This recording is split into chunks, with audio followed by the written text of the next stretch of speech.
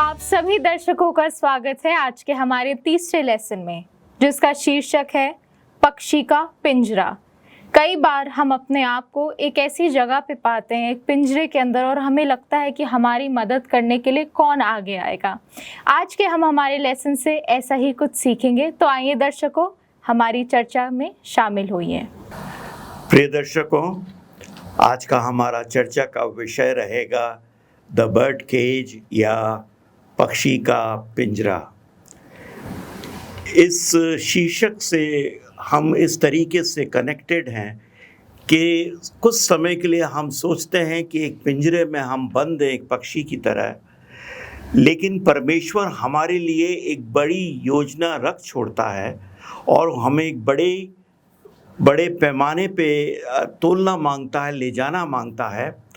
और इसी चीज़ को आज हम देखेंगे और इस पे चर्चा करेंगे। और आइए हमारी इस चर्चा का आप एक हिस्सा बनिए। तो इससे पहले हम चलें अपनी चर्चा में, चाहूँगा हम पहला पतरस पढ़ें। पहला पतरस उसका पहला बाप और छठी आयत। इस कारण तुम मग्न होते हो। हाँ। यद्यपि अवश्य है कि कभी कुछ दिन के लिए नाना प्रकार की परीक्षा के कारण दुख में हो। नाना प्रकार की परीक्षा के कारण तुम दुख में हो, लेकिन वो कहता है इस कारण तुम मग्न होते हो। किस कारण तुम मग्न होते हो? अब एक आयत और ऊपर पढ़ेंगे इसके तो मालूम चल जाएगा किस कारण तुम मग्न हो रहे हो। जिनकी रक्षा परमेश्वर की सामर्थ से विश्वास के द्वारा उस उद्धार के लिए उस उद्धार के लिए आगे जो आने वाले समय में प्रकट होने वाली है हाँ, की जाती है। वो उद्धार जो आने वाले समय में प्रकट होने वाला है, उसको सोचकर, उसको जानकर तुम मग्न होते हो। लेकिन अभी जो छोटी मोटी कठिनाई है उसमें तुम परेशान मत हो, ये पतरस बताने की कोशिश कर रहा है। जो हमारा शीर्षक है जिस तरीके से कि पक्षी का पिंजरा, हम लोग बहुत सी दफ़े ये सोचते हैं कि हम बंद हैं, क्या हम दूसरों की तरह खुल के बात नहीं कर सकते, दूसरों की तरह क्लब्स में नहीं जा सकते, पिक्चर्स नहीं देख सकते, ये नहीं कर सकते, वो नहीं कर सकते। हर तरीके से हम बंधे हुए महसूस करते हैं अपने आप को। लेकिन ऐसा होना नहीं चाहिए, क्योंकि हमारा रिवॉर्ड जो है वो बहुत बड़ा है। ये तमाम छोटे छोटे सेक्रीफाइसेस की कंपैरिजन में, ये छोटी छोटी जो हम कुर्बानियाँ देते हैं, इनके कंपैरिजन में जो हमारा रिवॉर्ड है वो बहुत बड़ा है। अब देखिए, इज़राइलियों को खुदा कहाँ से निकाल के लेकर आया? मिस्र देश से। और किधर ले जा रहा था? कनान देश की ओर। वो इज़राइलाइट किसकी गुलामी में से निकल कर आए? मिस्रियों की गुलामी में से निकल कर आए। हम किसकी गुलामी में से निकल रहे हैं? शैतान की गुलामी में से, या गुनाह की गुलामी में, पाप की गुलामी में से। हम पाप की गुलामी में से निकल रहे हैं। वो लोग मुल्के कनान को जा रहे थे, अर्थली कनान, जो कनान इसी दुनिया में है, तमाम जेरूशलम और ये तमाम इलाका, ये मुल्के कनान। तो वो मुल्क कनान को जा रहे थे। हम किस तरफ जा रहे हैं? स्वर्गीय कनान में जा रहे हैं। तो इसको अगर अपन कंपेयर करते हैं तो मिस्र देश से भी जब खुदा उनको निकाल के लेकर आया, और जैसे वो निकाल के लेकर आया और रेड सी के लाल समुद्र के किनारे के ऊपर वो पहुंचा, तो उन्होंने देखा सामने तो आ गया समुद्र और पीछे क्या है? मिस्री सेना पीछे, मिस्री सेना। और वो घबरा गए और वो उन्होंने खुदा को दुआई दी। देखिए, आप पढ़िए 14 बाप खरूज, निर्गमन 14 बाप उसकी 10वीं आयत। जब फिरौन निकट आया तब इजराइलियों ने आंखें उठाकर क्या देखा कि मिस्री हमारा पीछा किए चले आ रहे हैं। हाँ। और इजरायली अत्यंत डर गए। हाँ। और चिल्लाकर यहोवा की दुहाई दी। हाँ, यहोवा की दुहाई दी। तो प्रभु उनको निकाल के लेके जा रहा था, तो बिल्कुल इस तरीके से नहीं करना मांगता था कि तुम्हारे सामने मैं रेड कारपेट बिछाता चला जाऊंगा और तुम उसके ऊपर वॉक करना। उनको कठिनाइयों का सामना करना पड़ रहा था, क्योंकि प्रभु उनको एक धार्मिकता के रास्ते पे ले जाकर उस धार्मिकता तक पहुंचाना मांगता था जिसका प्रभु खुद हकदार है, जो धार्मिकता हमसे वो चाहता है। जी ठीक है कि नहीं? तो हम इन चीज़ों के ऊपर थोड़ा सा गौर करें। धार्मिकता के रास्ते खुशियों भरे नहीं होते। धार्मिकता के रास्ते, जैसे हमने पहले कहा, फूलों के सेज नहीं होते। जी धार्मिकता के रास्ते कठिनाइयों के रास्ते होते हैं। बहुत सारी डिफ़िकल्टीज हमको फेस करनी पड़ती है, कष्टमयी जीवन हमें बिताना पड़ता है, तभी जाके हम उस धार्मिकता को पा सकते हैं। तो हम देखते हैं इस कष्टमयी जीवन को पार करके उन्होंने क्या सीखा। उन्होंने क्या सीखा? अगर आप पढ़ें निर्गमन 14 बाब उसकी 31वीं आयत। और यहोवा ने मिस्रियों को पर जो अपना पराक्रम दिखाया था, हाँ, उसको देखकर इजराइलियों ने यहोवा का भय माना और हाँ। यहोवा पर और उसके दास मूसा पर विश्वास किया। अब देखिए, जो पराक्रम खुदावंद ने दिखाया, यहोवा ने दिखाया, उसको देख के तमाम इजराइल क्या करने लगे? यहोवा का भय मानने लगे। वो जान गए कि जिंदा और सच्चा खुदा हमारा यहोवा परमेश्वर है। तो इस चीज़ को हम गौर करेंगे और तमाम आज की अपनी जो चर्चा रहेगी इसी विषय के ऊपर रहेगी, जिसको हम आपस में डिस्कस करेंगे और इसको एक्सप्लेन करने की कोशिश करेंगे। तो दर्शकों, एक छोटा सा ब्रेक लेते हैं और इस ब्रेक के बाद हम वापस लौटेंगे। स्वागत है आपका दर्शकों, आइए हमारी चर्चा में सम्मिलित हुइए। तो हम जारी रखेंगे कि इज़राइल को वो मिस्र की गुलामी से निकाल के मुल्क कनान को ले जा रहा था, और हमें वो इस गुनाह की, पाप की गुलामी से निकाल के कनान देश, स्वर्गीय कनान की तरफ ले जा रहा है। ठीक है, अब हम एक चीज़ देखते हैं। मैं चाहूँगा अगर आप निर्गमन 17 बाब उसकी पहली आयत पढ़ें। फिर इजराइलियों की सारी मंडली सीन नामक जंगल से निकली, हाँ। और यहोवा की आज्ञा अनुसार कूच करके रीपदीप में अपने डेरे खड़े किए, हाँ। और वहां उन लोगों को पीने का पानी ना मिला। हाँ, वहाँ उन लोगों को पीने का पानी नहीं मिला। तो हुआ क्या कि जब ये वहाँ से निकल कर आए तो रास्ते में एक ऐसी जगह वो पहुँच गए जहाँ पर पानी नहीं था। अब रेगिस्तान के अंदर और पानी ना मिले तो क्या हालत हो सकती है। और देखिए, वो कोई 2, 4, 10 लोग नहीं थे। कितने थे अंदाजे से? 18 लाख, 17, 18 लाख, 20 लाख लोग थे, क्योंकि बाइबल में लिखा है 6 लाख वो लोग थे जो 20 साल की उम्र से बड़े थे। ठीक है, जो शादीशुदा थे। तो 6 वो मान ली तो 6 लाख औरतें भी होंगी, तो 12 लाख यही हो गए। फिर बच्चे वगैरह, फिर मिस्री भी उनके साथ आ गए थे। तो अंदाज़ा जो बाइबल स्कॉलर्स लगाते करीब 20 लाख लोगों को लेके वो चल रहा है। एक शहर को लेके वो चल रहा है, और पानी नहीं है रेगिस्तान में, और वो सब उखड़ गए। तो सवाल उठता है कि क्यों खुदा ने ऐसा होने दिया? क्यों नहीं पानी का पहले से पहले इंतजाम कर दिया? वो शायद उनको देखना चाह रहा था कि उनकी क्या करते हैं, क्या वो उससे खुदा से दुआ करते हैं कि पानी के लिए, या फिर उसको कुड़कुड़ाते हैं उस पर। क्या कहते हैं आप?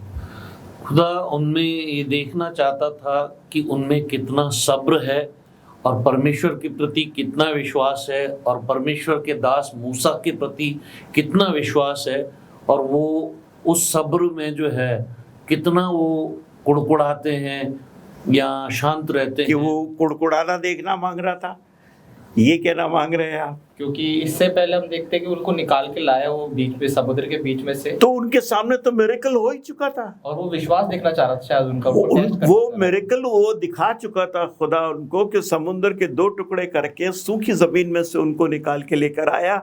वो उनके साथ दिन में बादल बन के चल रहा था, रात में आग का खंबा बन के चल रहा था, वो मिरेकल उनके सामने था।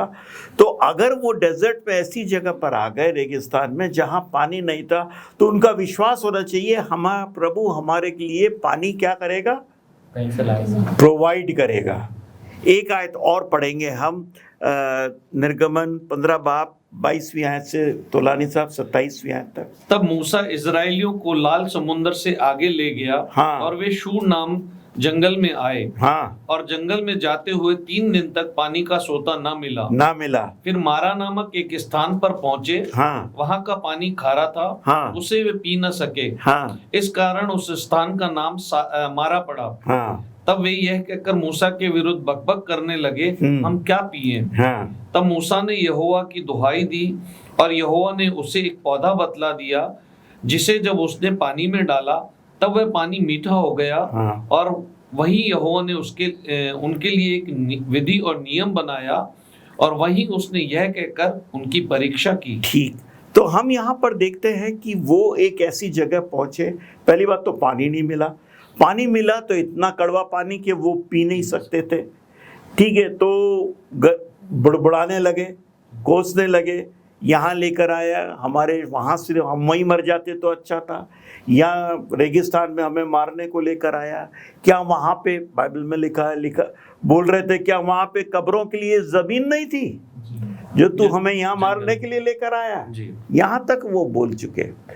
तो खुदा उनको ट्रेन कर रहा था, प्रभु ट्रेन कर रहा था ताकि वो सीखे उस पर विश्वास करना। अभी तक उनका कोई विश्वास नहीं था। प्रभु चाह रहा था कि वो विश्वास करना सीखे कि जिस यहोवा को वो फॉलो कर रहे हैं, यहोवा उनका लीडर है, और जिस यहोवा को वो फॉलो कर रहे हैं वो सर्वशक्तिमान खुदा है, सर्वशक्तिमान परमेश्वर है, वो ही परमेश्वर है, उसके अलावा कोई परमेश्वर नहीं। ये उनको सिखाना मांग रहा है। हम भी कई बार इजराइलिट्स की तरह करते हैं, जब तक हमारे पास पानी होता है तो हमें लगता है कि खुदा परमेश्वर हमारे साथ है। हाँ, बिल्कुल। हमें प्यास लगती है, हमारे मुश्किल आती है, हमारे पास पानी नहीं होता है, तो हम भी वही चीज़ करना स्टार्ट कर देते हैं, जबकि हमने भी इतने सारे मिरेकल्स देखे हैं अपनी लाइफ के अंदर। तो शायद खुदा कभी कभार हमें मिजरी में डालता है कि वो अपनी जो ग्लोरी है हमें दोबारा, हमारे फेथ को हम एक्सरसाइज कर सकें, हमारे फेथ को हम एक्सरसाइज कर सकें। एक आयत हम और पढ़ेंगे, निर्गमन 17 बाब और 6 आयत। देख मैं तेरे आगे चलकर होरेब पहाड़ के एक चट्टान पर खड़ा रहूंगा, हाँ, और तू उस चट्टान पर मारना, हाँ, तब उसमें से पानी निकलेगा, हाँ, जिससे ये लोग पिएंगे। अब देखिए बड़ा सिंपल है। वहाँ पे दूसरी जगह आए जहाँ पर पानी नहीं था, तो परमेश्वर ने कहा तुमसे पहले मैं जाता हूँ। होरेब पहाड़, होरेब कह लीजिए या सिनाई कह लीजिए, सिनाई का दूसरा नाम होरेब है। तो सिनाई पहाड़ के किसी चट्टान पे जाके परमेश्वर खड़ा हुआ और बोला कि तू उस चट्टान पे मारेगा और उसमें से पानी निकलेगा पत्थर में से, और ये लोग पिएंगे, अपनी प्यास को बुझाएंगे। तो परमेश्वर किस तरीके से उनसे बर्ताव, उनको परेशानियां आ रही हैं, लेकिन उसके साथ साथ वो जितने भी टेस्ट थे, वो परीक्षाएं थी, वो उन परीक्षाओं से परमेश्वर उनको ट्रेन करना मांग रहा था कि देखो मेरे अलावा कोई परमेश्वर नहीं है, मैं ही तुम्हारा परमेश्वर हूं, मैं ही तुम्हारा खुदा हूं, और मैं ही तुमको मुल्क कनान जो मैंने तुम्हें प्रॉमिस किया है, जो मैं जिसका वायदा किया, मैं लेके जाऊंगा।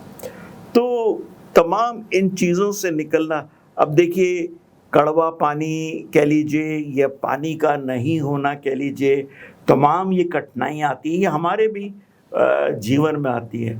जैसे मैं, ये गर्मियाँ चल रही हैं, गर्मियों में बहुत प्रोन हूँ एसी का, ज़रा से भी बिजली चली जाए तो मुझे बड़ी परेशानी सी होती है। मैं ये सोचने लगता हूँ क्यों खुदा ने ये बिजली फेल कर दी। अब बिजली फेल हुई, इसमें खुदा का क्या हाथ हो सकता है वो मेरे को। लेकिन हाँ, मैं खुदा को कोसने के बजाय मैं ये विश्वास करूं कि मुझे ज़्यादा देरी ऐसी गर्मी में रहने नहीं देगा। जी ठीक है कि नहीं? तो तमाम इन चीज़ों को हमें देखना चाहिए कि जब हम कठिनाई में से निकल रहे हैं तो हम खुदा को कोसे नहीं, परमेश्वर को कोसे नहीं, प्रभु को कोसे नहीं, लेकिन उस कठिनाई का सामना करें और परमेश्वर हमें ताकत देगा कि हम उस कठिनाई से बाहर आ सकें। तो एक छोटा सा ब्रेक लेंगे दर्शकों, और ब्रेक के बाद हम वापस लौटते हैं। आपका स्वागत है दर्शकों। हम लोग चर्चा कर रहे हैं कि मूसा की क्या परेशानियां, या उस घड़िया में जब हम तपाए जाते हैं तो किन परेशानियों का सामना करना पड़ता है। तो आइए हम देखते हैं पहला पतरस पहला बाप और 6-7 आयत। इस कारण तुम मगन होते हो, यद्यपि अवश्य है कि कभी कुछ दिन के लिए नाना प्रकार की परीक्षाओं के कारण तो दुख में हो। हाँ, और ये इसलिए है कि तुम्हारा परखा हुआ विश्वास, जो आग से ताए हुए नाशवान सोने के भी कहीं अधिक है, बहुमूल्य है। देखिए वो कह रहा है कि तुम्हारा विश्वास, ताया हुआ विश्वास, जो विनाशमान सोने के, ताए हुए सोने से भी ज्यादा बहुमूल्य है। मतलब हमारे विश्वास को वो क्या करता है? परखता है, परमेश्वर टेस्ट करता है। और जब तक परमेश्वर हमें टेस्ट नहीं करेगा, हमारा विश्वास बढ़ भी नहीं सकता। हम विश्वास में कभी आगे नहीं बढ़ सकते। विश्वास में आगे बढ़ने के लिए टेस्ट की बहुत ज़रूरी है, टेस्ट बहुत ज़रूरी है। आप एग्ज़ाम क्यों देते हैं? अगर आप कॉलेज में हैं, आप स्कूल में हैं, या किसी भी जगह एग्जामिनेशंस क्यों होते हैं? असेस करने के लिए कि ये जो कैंडिडेट है ये वाकई में इस स्तर तक, जिस स्तर पर इसको पहुंचना चाहिए, वहां पहुंचा है कि नहीं पहुंचा है। इसी तरीके से परमेश्वर भी हमें टेस्ट करता है कि जिस स्तर पे हमें पहुंचना है अपने विश्वास में, क्या हम उस स्तर तक पहुंचे हैं या नहीं पहुंचे। वो उन कठिनाइयों के ज़रिए से, उन टेस्ट के ज़रिए से हमें परखता रहता है। इसलिए क्या वो हमें ऐसी परेशानियों में डालता है? देखिए, परेशानियों को वो अलाउ करता है, ये नहीं कि हमें धकेलता है परेशानियों में। जैसे मैंने बताया कि बिजली चली जाती है, तो मैं सोचता हूँ एसी गया तो मेरे को क्यों परमेश्वर ने। मैं ये नहीं समझ रहा हूँ कि एसी बंद खुदा ने नहीं किया, या बिजली पावर फेलियर खुदा की तरफ से नहीं है, बल्कि परमेश्वर मुझको ये सामर्थ्य दे कि मैं इस गर्मी का सामना कर सकूं। वो कहता है मैं तुम्हें ऐसी परीक्षाओं में नहीं डालता जिनका तुम सामना नहीं कर सको, जो तुम्हारी सामर्थ्य से बाहर हो। ऐसी परीक्षा में मैं तुम्हें नहीं डालता जो तुम्हारी सामर्थ्य से बाहर हो। और वो हमें यदि ऐसी किसी परेशानी में डालता भी है तो हमें सामर्थ्य देता है, हमारी सामर्थ्य को बढ़ाता है कि हम उसको फेस कर सकें और अपने आप को सिखा सकें, बिल्कुल और विश्वास में मजबूत हो सकें। यहाँ पतरस जो है वो हमारे विश्वास को सोने से भी, मैं फिर से पढ़ना चाहूंगा, और यह इसलिए है कि तुम्हारा परखा हुआ विश्वास, जो आग से ताए हुए नाशवान सोने से भी कहीं अधिक बहुमूल्य। मतलब हमारा जो हम यीशु मसीह पे विश्वास करते हैं, yes. वो सोने को जब हम तपा के कंचन, बिल्कुल प्योरेस्ट फॉर्म में, जिसे हम 24 कैरेट गोल्ड कहते हैं, हमारा विश्वास उससे भी कहीं बढ़कर है, उससे भी कहीं मूल्यवान है। पतरस हमें ये सिखाता है। बिल्कुल बिल्कुल। इससे आगे वाली भी एक आयत पढ़ दीजिए। और यह इसलिए है कि तुम्हारा परखा हुआ विश्वास, जो आग से ताए हुए नाशवान सोने से भी कहीं अधिक बहुमूल्य है, यीशु मसीह के प्रकट होने पर प्रशंसा और महिमा और आदर के कारण ठहरे। मसीह यीशु के प्रकट होने पर महिमा का कारण ठहरे। हम उसकी महिमा, देखिए, जब तक कि हमको टेस्ट नहीं किया जाएगा या हमारा विश्वास उस हद तक नहीं पहुंचेगा, उस लेवल तक नहीं पहुंचेगा, उस स्टैंडर्ड तक नहीं पहुंचेगा, प्रभु यीशु मसीह को हमें देखना बड़ा मुश्किल होगा। तो प्रभु यीशु मसीह की आमद तक हमें उन कठिनाइयों का सामना करना है, उन परेशानियों का सामना करना है और उन सामना करते करते अपने विश्वास में मजबूत होते जाना है।